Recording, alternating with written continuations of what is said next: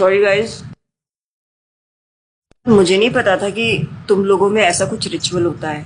हाँ, प्रे तो करना चाहिए। हम हमेशा खाने से पहले अल्लाह ताला से प्रे करते हैं। यस, रिचुअल नहीं स्पिरिचुअल। हम ही पहले भगवान को भोग ऑफर करते हैं और उसके बाद प्रे करके खाते हैं। लेकिन तुम्हारा भगवान यहाँ आके कैसे खा सकता है? जैसे वो तुम्हारी दुआ कानों से सुन सकता है, वो वैसे ही यहाँ पर आके खा भी सकता है। भगवान का फॉर्म पर्सनल है। अगर वो कानों से सुन सकते हैं तो मुंह से आके खा भी सकते हैं। उनके कान और मुंह दोनों है। शालिनी, तुम प्रे नहीं करती खाना खाने से पहले? नहीं, लेकिन मेरे चाचा ने एक बार कहा था कि हमको वो गॉड ऑफ फूड को और फार्मर्स को थैंक यू बोलना चाहिए। You mean Annapurna Devi? What? God of food. Yes, हमें उन्हें थैंक करना चाहिए और साथ में फार्मर्स को भी। But I believe in watering the roots. देखो, हम हमेशा क्रिएशन को तो अप्रिशिएट करते ही हैं, लेकिन हम क्रिएटर को ना अप्रिशिएट करना भूल जाते हैं। अभी सोचो, पानी ना हो, हवा ना हो, उपजाऊ मिट्टी या धरती माँ ना हो, तो फार्मर क्या कर लेगा?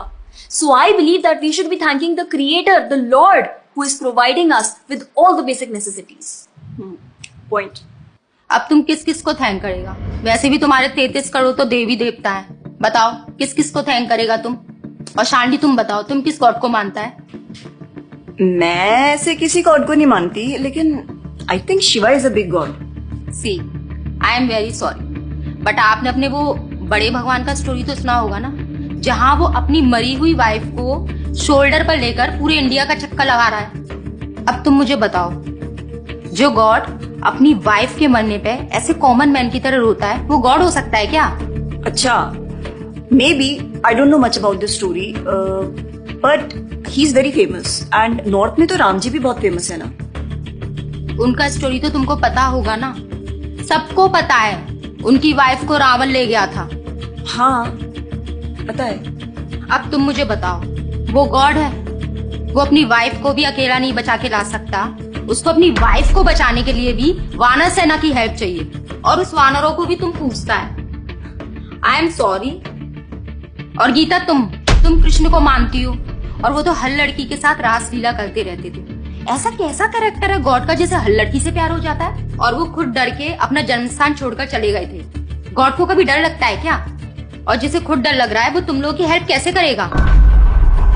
शिट यार, this is so complicated and confusing. It is confusing because you are following the wrong path. It is very beautiful and sacred. I will show you the right path. Enough, Asifa. I know what you're trying to do. And Shalini, कुछ भी confusing नहीं है। You know what the problem is कि तुझे पता ही नहीं है, क्योंकि तूने आज तक शास्त्र ही नहीं पढ़े हैं। तो पता कैसे चलेगा कि क्या सही है और क्या गलत? जन्म कर्म चा मे दिव्यम एवं योवेति तत्वतः त्यक्त्वा देहम पुनर्जन्म नैति मामेति सो अर्जुना। भगवान की लीलाओं को समझना इतना आसान नहीं है। उसके लिए शास्त्रों का अध्ययन करना पड़ता है, और वो भी एक प्रामाणिक गुरु के अंडर रह के, उनकी शरण लेके। अब अगर तुमने शास्त्र पढ़े होते तो तुमको ये पता होता कि शिव जी ने जो इमोशंस उसमें दिखाए थे वो शोक नहीं, विरह था। विरह विरह दोनों सेम नहीं होते क्या? Let's start from the basics. शोक इज मटेरियल एंड विरह इज स्पिरिचुअल। शोक ना दुख की अनुभूति कराता है, whereas जो विरह है उसमें जो सेपरेशन की फीलिंग होती है ना, वो सुख का अनुभव कराती है। भगवान भगवत गीता में ना शोक करने वाले व्यक्ति को मूर्ख बताते हैं। गतासुन अगतासुंश्च नानुशोचन्ति Pandita. A wise man never laments for the living nor for the dead. Bhagavad Gita chapter 2 text 11। अपनों की मौत पे आंसू बहाना शोक है, लेकिन वहीं रामायण देखते देखते जो आंसू निकले ना, वो विरह है, विरह। और ऐसे विरह से हमारा भगवान के प्रति प्रेम बढ़ता है। तो जिस तरह से शिव जी ने विरह को दिखाया था, उसी तरह राम जी भी सीता मैया के जाने के बाद विरह में भटकते हुए रो रहे थे। और यही नहीं, सीता देवी इतनी प्योर है ना कि उन्हें राम जी के अलावा कोई टच भी नहीं कर सकता था। रावण जिनको लेके गया था वो छाया सीता देवी थी। असली सीता देवी तो अग्नि में समा गई थी, और वो अग्नि परीक्षा के वक्त बाहर आई थी। और आसिफा, तू क्या बोल रही थी? भगवान राम को अपनी पत्नी को बचाने के लिए वानरों की मदद लेनी पड़ी थी। I mean, God is all powerful, right? हाँ, I mean, वो अकेले भी तो मार सकते थे ना। यार शालिनी, अगर तूने कभी रामायण पढ़ी होती तो तुझे पता होता, जब खर और दूषण आए थे अपने 15,000 ऐसे दानवों के साथ जो इंसान को खा जाते थे, उन सब के साथ राम जी ने अकेले बिना किसी की हेल्प के उन सब के चिथड़े उड़ा दिए थे। अब ऐसे राम के लिए रावण को मारना मुश्किल है क्या? हाँ, लेकिन बाद में वानरों की हेल्प क्यों ली? उनको अपनी सेवा में लगाने के लिए, उनकी ग्लोरीज बढ़ाने के लिए। अरे उन्होंने तो एक छोटी सी गिलहरी तक को अपनी सेवा में लगा लिया था। What? कभी पढ़ा हो तो पता हो ना।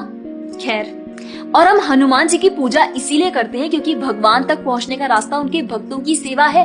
जब भगवान देखते हैं कि मेरे भक्तों का गुणगान हो रहा है या कोई सेवा कर रहा है तो वो बहुत खुश होते हैं। जैसे मैं तेरी मॉम के सामने अगर तेरी तारीफ करूं तो वो खुश होती है ना।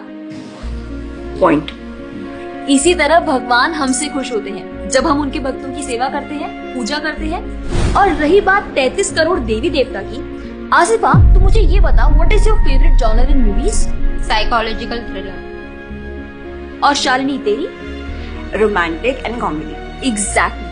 जैसे हर किसी का अपने नेचर के अकॉर्डिंग फेवरेट जॉनर होता है, वैसे ही भगवान ने हर किसी के नेचर के अकॉर्डिंग व्यक्ति के लिए उसके नेचर के अनुसार वेद और पुराण दिए हैं। और उन्हीं पुराणों को फॉलो करके लोग अपनी देवी देवता की तरफ अट्रैक्ट होते हैं। और ये सभी देवी देवता भगवान की ही सेवा कर रहे हैं।